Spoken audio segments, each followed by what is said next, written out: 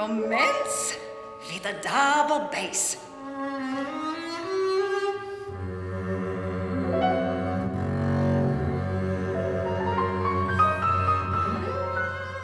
By Anton Chekhov.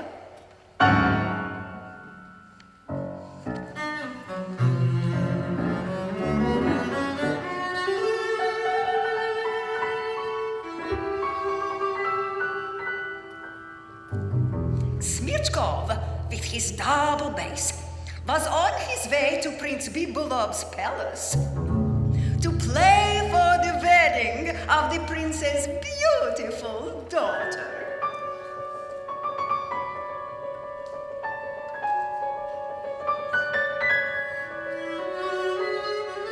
With his huge double bass on his back, Smyachkov passed a river where the cool waters flowed. It was a magnificent afternoon, so he put down his bass, took off his clothes, and jumped in for a swim.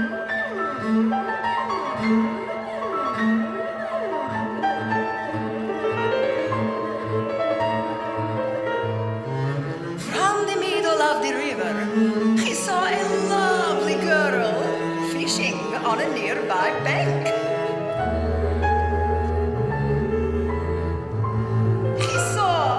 She had fallen asleep.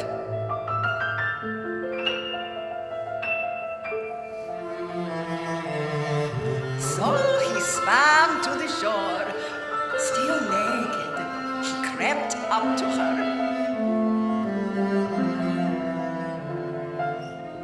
As a token of his admiration, he gathered some flowers and tied them to her fishing line.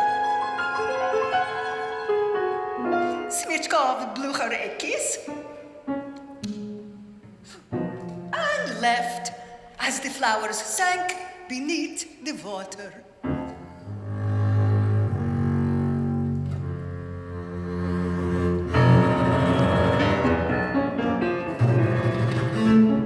When he returned to his bank, Smyachkov was horrified.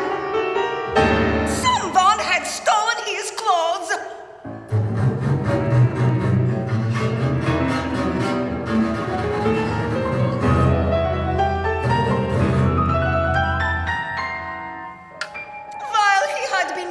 At the lovely girl, villains had taken everything.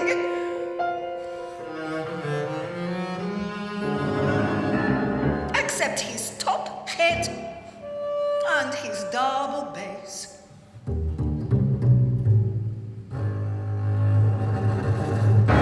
I can't go to the palace naked, he thought. There'll be ladies. Then he remembered, not far from the bank, there's a footbridge, and there are bushes. Smyachkov put on his top hat, heaved up his double bass behind him, and marched off.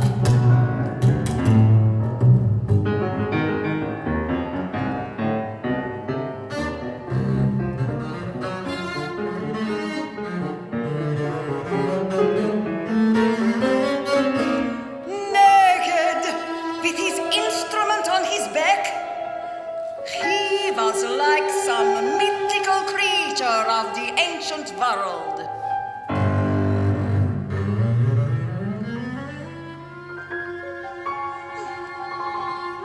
When the sleeping girl woke up, she tugged at her line, but the hook was caught. Without much thought, the girl threw off her flimsy garments and submerged her lovely body into the stream.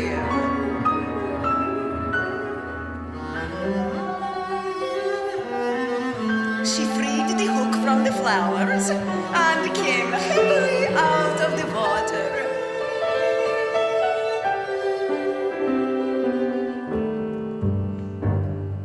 But an evil fate awaited her.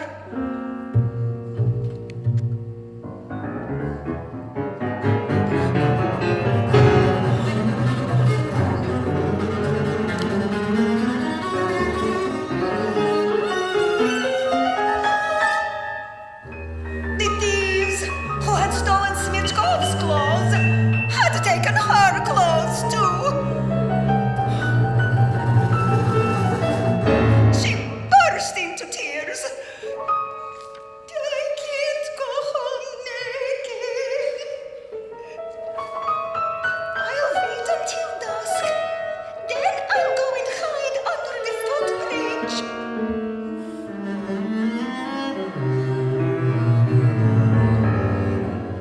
Choosing the deepest grass, she crept to the bridge.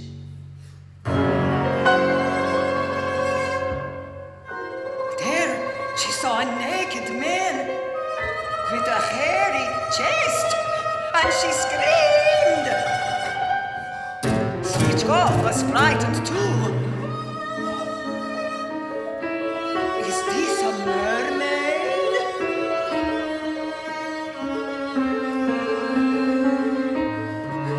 And why is she here with no clothes?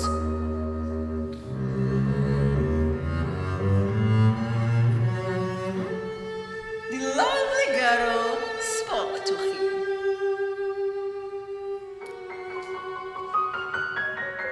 I am the Princess Nova.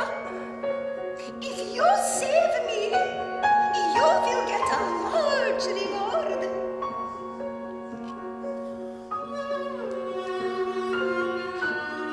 I was just untangling my hook in the water when thieves took away my new dress, my boots, and everything. Madam, said Chekhov, they stole my clothes as well. We are equally naked and equally embarrassed. Here, would you like to lie down in my double bass case and cover yourself with the lid? At least you will be hidden from me.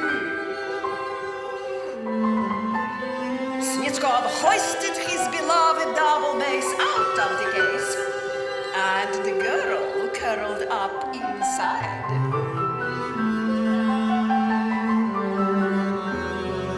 Chekhov fastened the straps, delighted that nature had given him such gallantry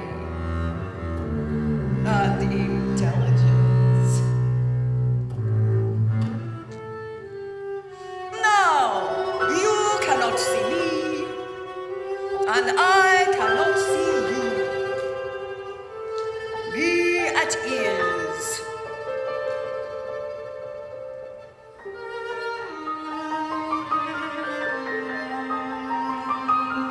When darkness comes, I'll take you to get some clothes. Then I can come back here for my double bass.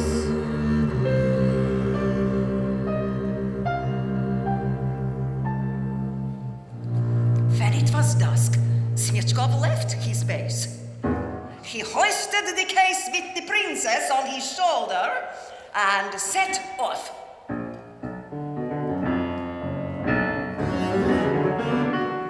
First, he would go to the nearest cottage, get some clothes, and then go on.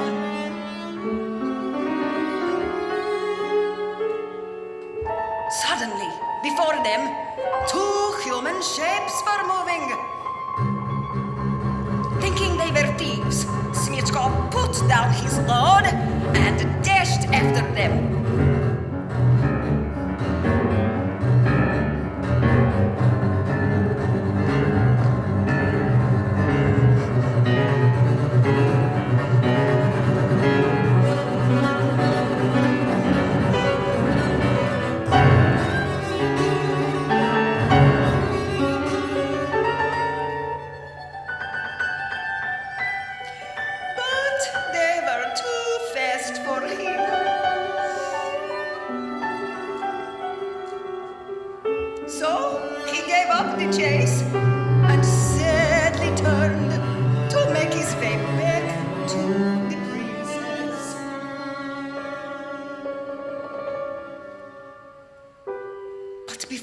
Chekhov could reach her, two of his fellow musicians happened to be passing, right where she was.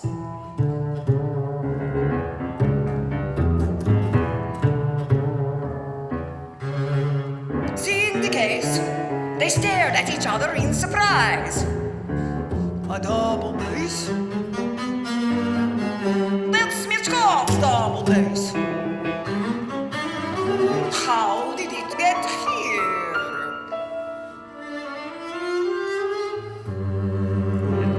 They didn't see the bass and the trompette behind the bushes.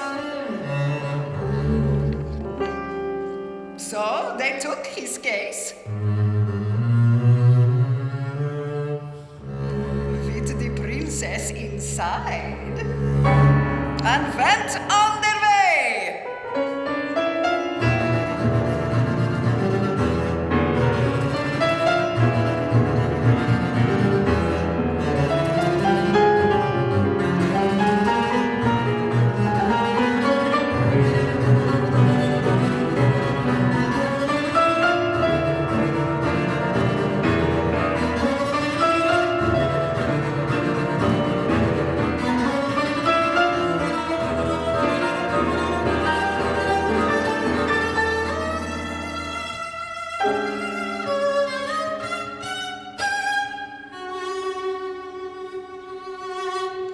Soon, the musicians reached the palace.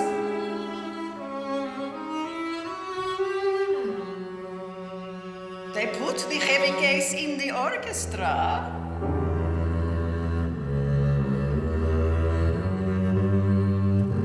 and went off to the buffet. Thinking that Chekhov had safely carried her to the cottage for clothes, the princess gently tapped on the inside of the case.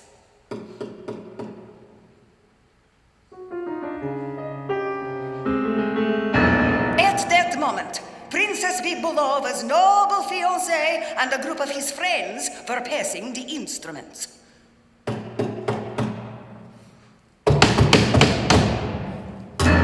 Hearing the tapping, everyone gathered around the case.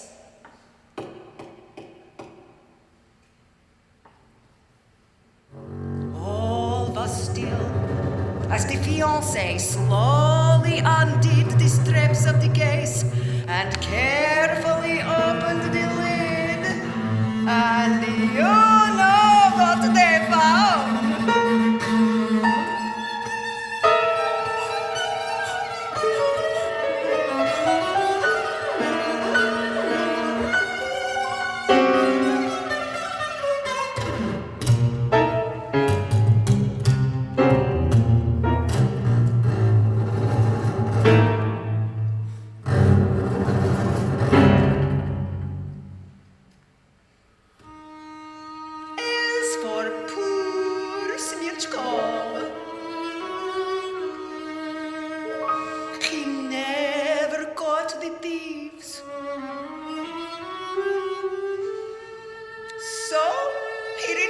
To the spot where he had put down his case.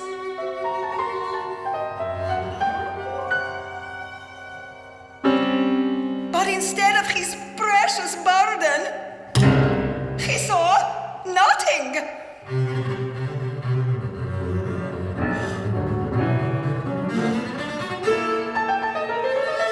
It's terrible, and it's freezing cold. She'll suffocate in that case.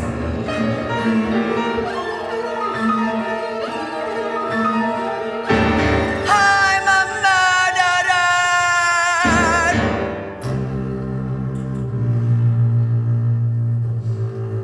He waited for nightfall under the bridge.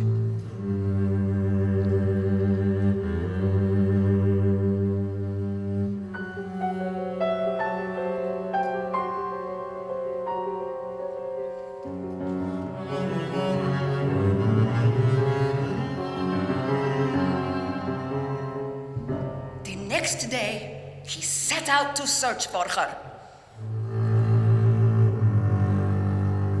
And the next day,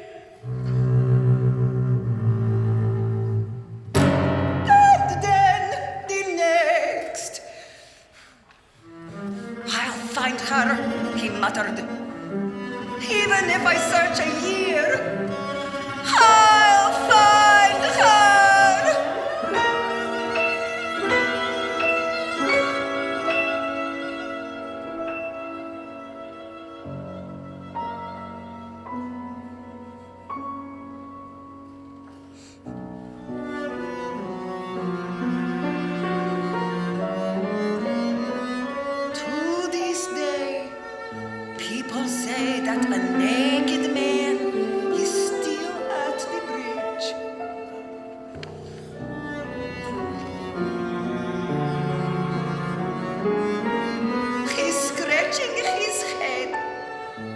under a top hat.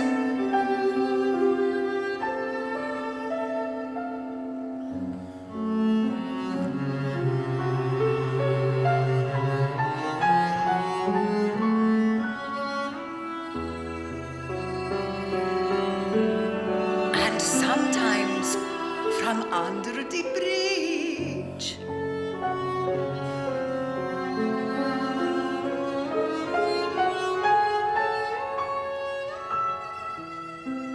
You can hear the sad and lonely singing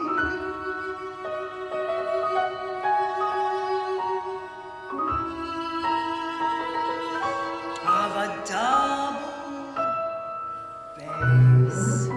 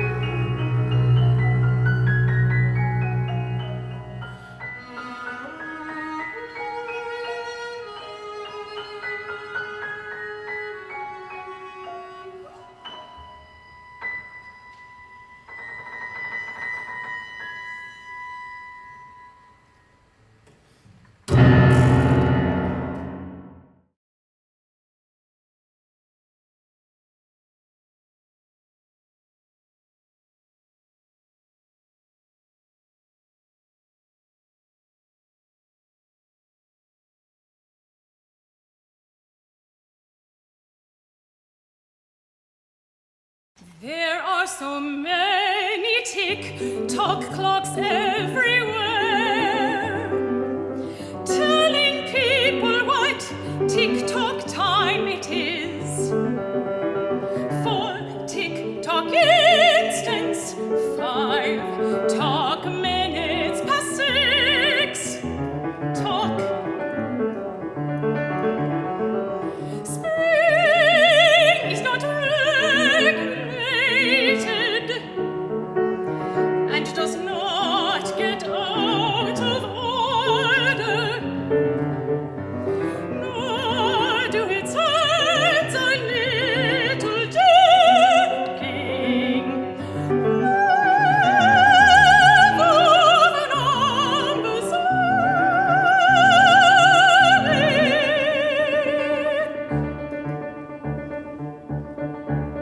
We do not wind it up. It has no weights, springs, wheels inside of its slender self. No, indeed, dear, nothing of the kind.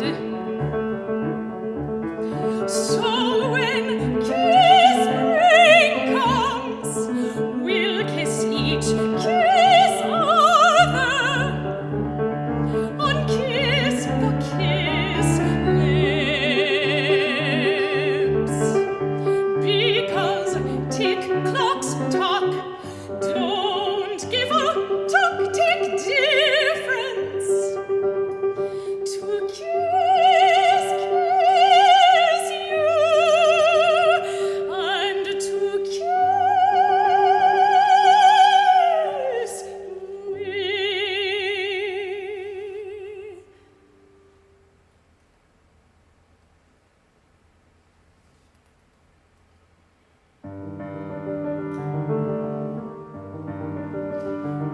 Who knows if the man's a balloon coming out of a keen city in the sky, filled with pretty people? And if you and I should get into it, if they should take me and take you into their balloon, why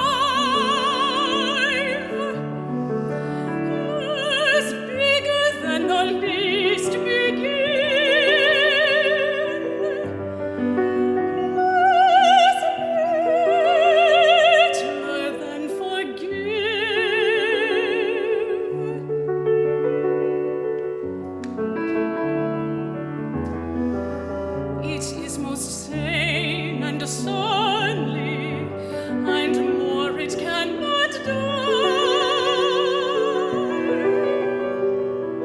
Then all the sky which only is high in the sky.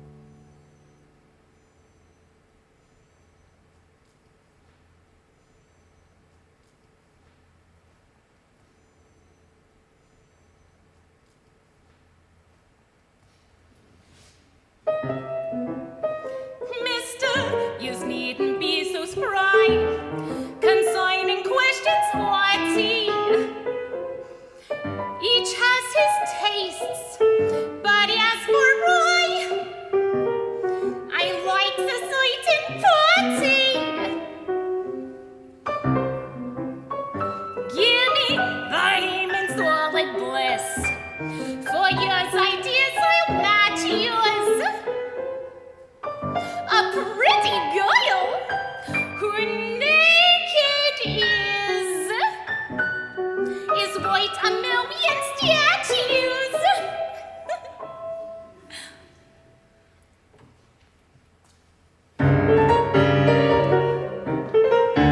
May I feel, said he. I'll squeal, said she. Just once, said he. It's fun, said she. May I touch, said he. How much, said she. A lot, said he. Why not, said she. Let's go, said he. Not too far, said she. What's too far, said he. Where you are, said she. May I stay, said he. Which way, said she. Like this, said he. If you kiss, said she. May I move, said he. Is it love, said she. If you're willing, said he.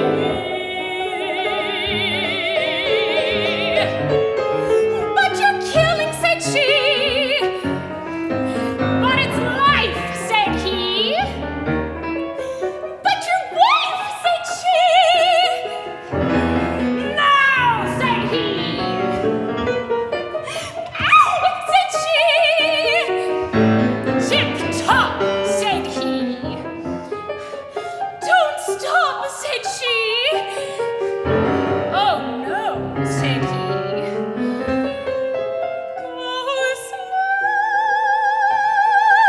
said she.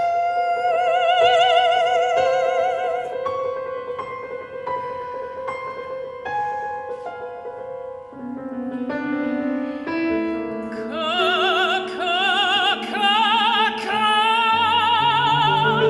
said he.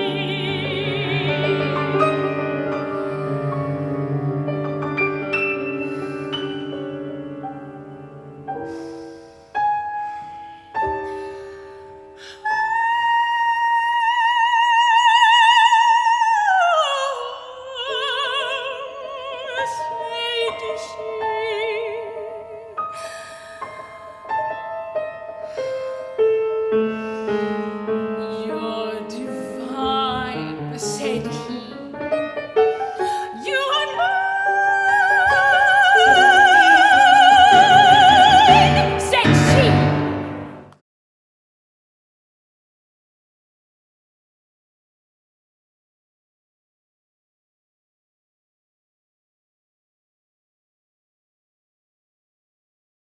The dog and the lion.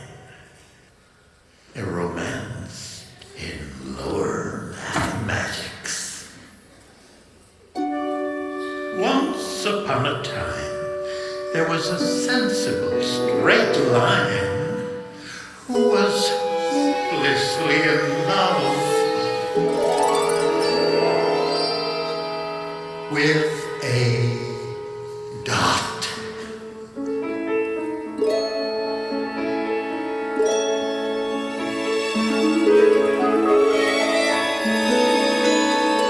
You're the beginning and the end, the hub, the core, and the quintessence, he told her tenderly. But the frivolous Dot wasn't a bit interested, for she only had eyes for wild and unkempt Squiggle, who never seemed to have anything on his mind at all.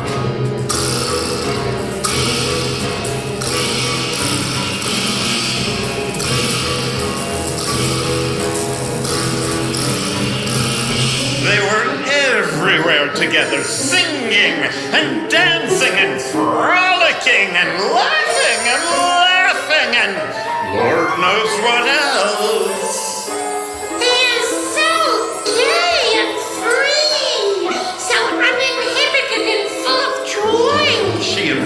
line coolly.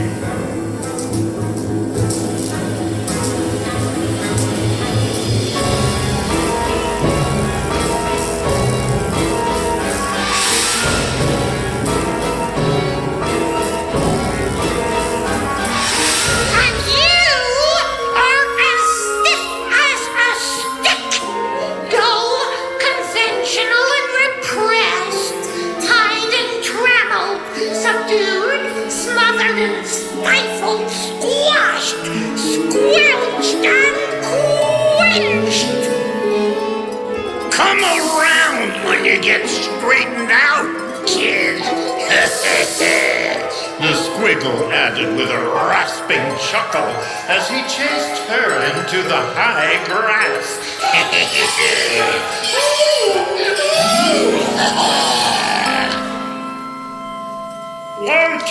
chances, replied the lion without much conviction. I'm dependable. I know where I'm going. I've got dignity.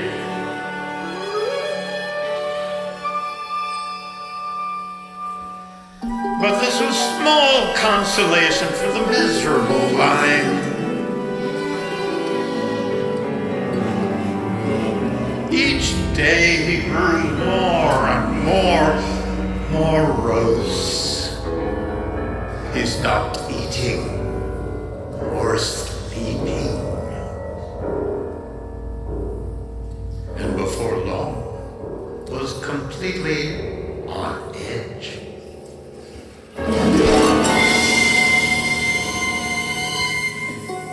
His worried friends noticed how terribly thin and drawn he had become, and did their best to cheer him up. She's not good enough for you. She lacks depth. They all look alike, anything. Why don't you find a nice straight line and settle down? But he hardly heard a word they said.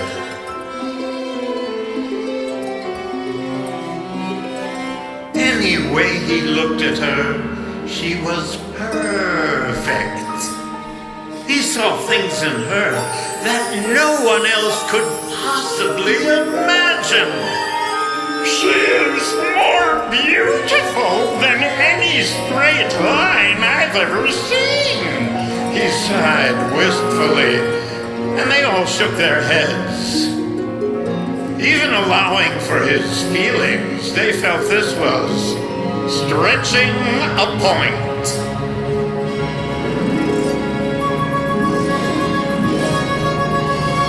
And so, he spent his time dreaming of the inconstant dot and imagining himself as the forceful figure she was sure to admire.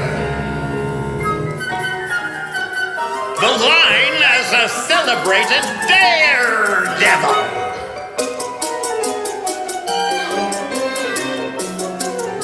The line as a leader in world affairs.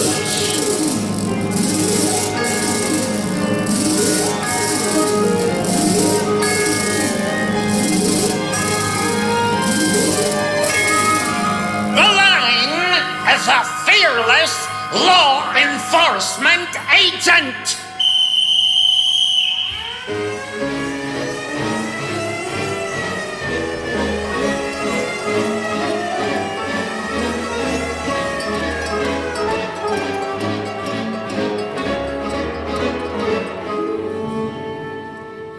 The line as a potent force in the world of art.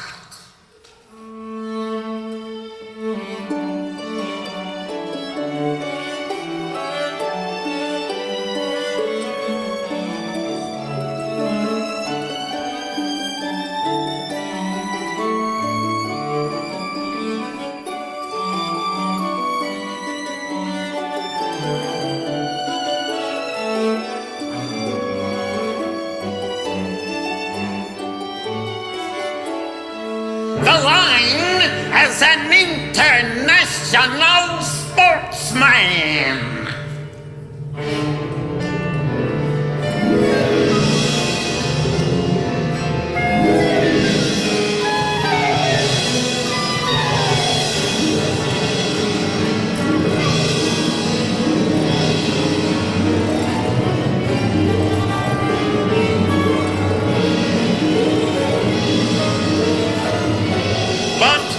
He soon grew tired of self-deception and decided that perhaps the squiggly line might have the answer after all. I lack spontaneity. I must learn to let go, to be free, to express the inner passionate me. But it just didn't make any difference. For no matter how often or how hard he tried, he always ended up the same way. And yet, he continued trying and failing and trying again.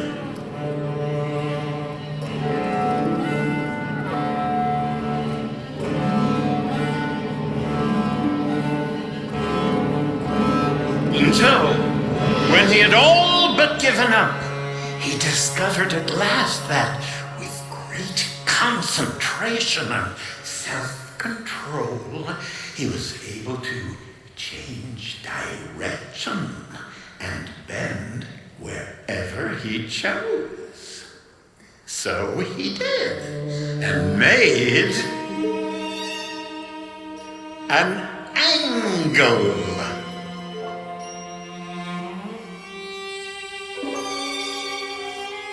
And then, again, and made another, and then another, and then another, and then another, and then another, and then another!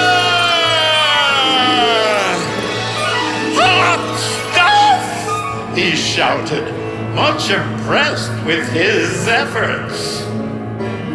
Then, in a wild burst of enthusiasm, he sat up for half the night, putting on an outrageous display of sides, bends, and angles.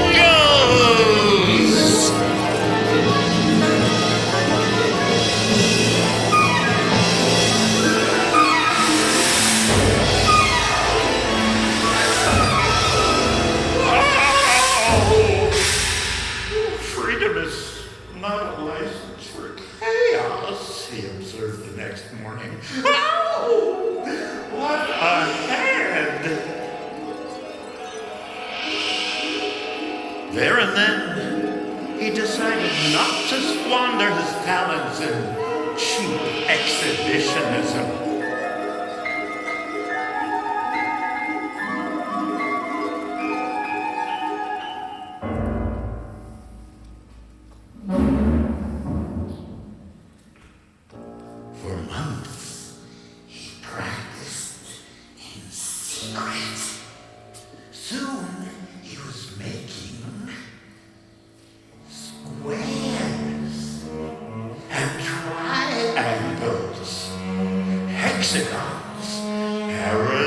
Parallelograms, rhomboids, polyhedrons, trapezoids, parallelepipeds, decagons, tetragrams, and an infinite number of other shapes so complex that he had to letter his sides and angles to keep his place.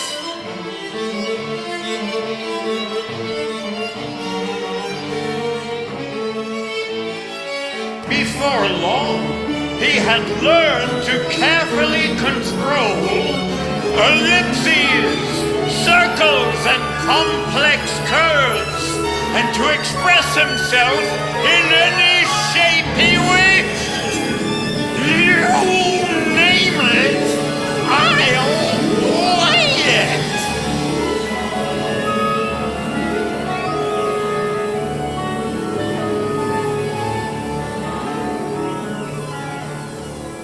But all his successes meant nothing And so off he went to seek the path once again. He doesn't stand a chance, muttered the squiggle in a voice that sounded like bad plumbing. But the Line, who was bursting with old love and new confidence, was not to be denied. Throughout the evening, he was by turns mysterious.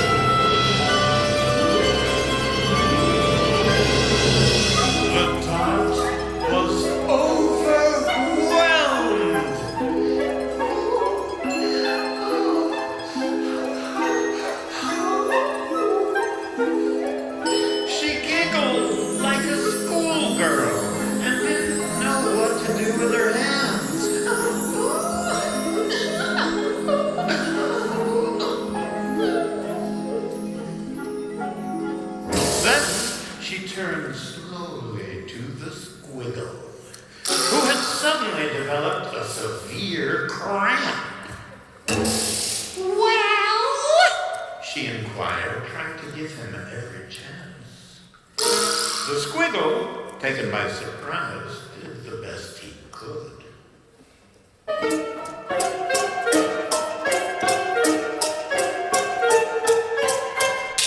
Is that all? She demanded. I guess so, replied the miserable squiggle. That is, I suppose so. What I mean is I never know how it's going to turn out. Hey, have you heard the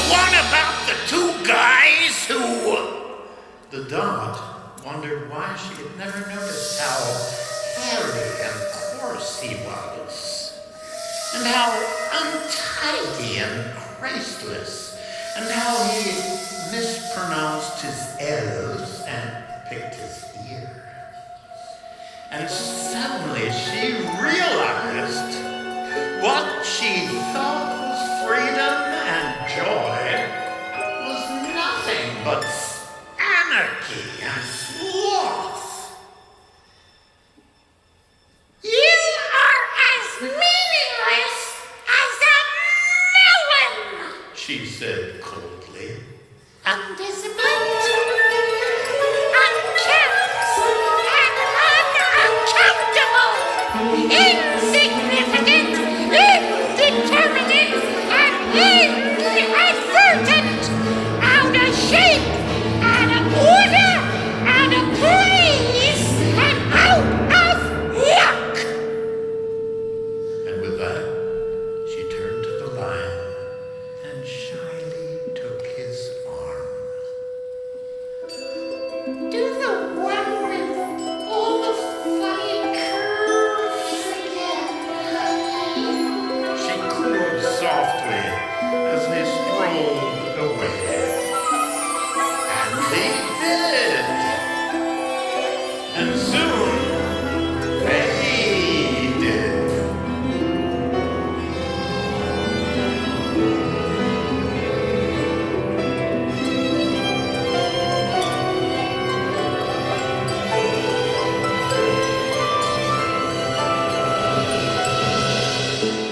And live, if not happily ever after, at least reasonably so.